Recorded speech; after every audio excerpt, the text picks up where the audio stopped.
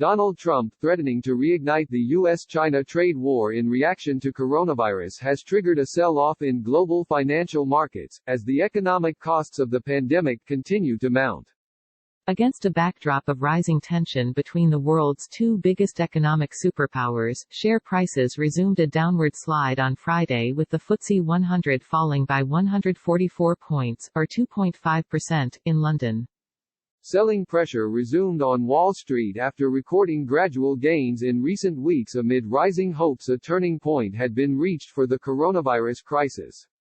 As fears over the economic costs from the disease mount and as the White House ramped up the threat of a renewed trade conflict with Beijing, the Dow Jones Industrial Average fell by more than 2% in afternoon trading in New York. Stock prices fell sharply in Japan, with the Nikkei index of leading Japanese company shares sliding by more than 500 points, or 2.8%. Markets in China, Hong Kong and South Korea were closed for public holidays. Despite world leaders starting to outline plans to lift lockdown measures more than a month on from the depths of the crisis, the economic fallout from tight controls on social and business activity during the COVID-19 outbreak are now becoming increasingly clear. Faced with a deep recession in an election year, Trump escalated his attack on Beijing by announcing he had seen evidence showing the virus originated in a Chinese laboratory. The U.S. president is increasingly making China's handling of the pandemic a major issue ahead of his November re-election campaign. Reports suggested the White House is crafting renewed import tariffs that would be applied to Chinese imports in retaliation, in a major escalation of the trade standoff. The U.S. and China had signed the first phase of a trade deal earlier this year to de-escalate trade tensions between Washington and Beijing that had damaged global growth last year and sapped business investment around the world. However, progress has been derailed at the onset of a blame game over COVID-19 as the number of infections around the world climbs, with the U.S. recording the highest official death toll of any country so far. Analysts warned a renewed U.S.-China trade conflict, as the world heads for the worst recession since the Great Depression in the 1930s, could inflict additional damage for jobs and growth.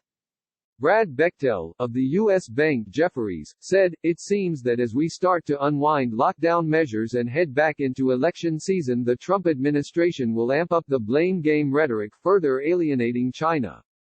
Joshua Mahoney, senior market analyst at the financial trading platform IG, said a trade war is the last thing markets want right now.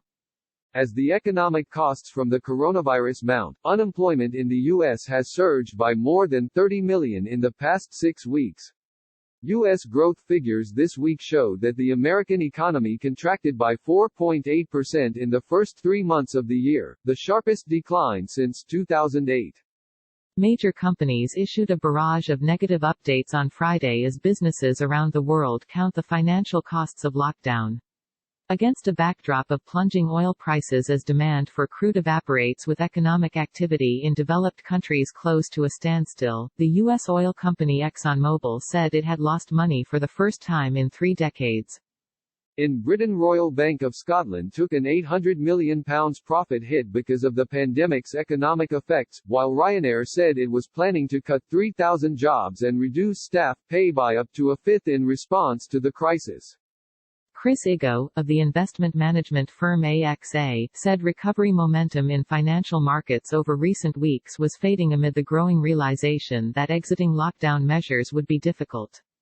There is lots to ponder about how we emerge from lockdown. Social distancing and a high level of focus on health will remain features of our lives for some time to come.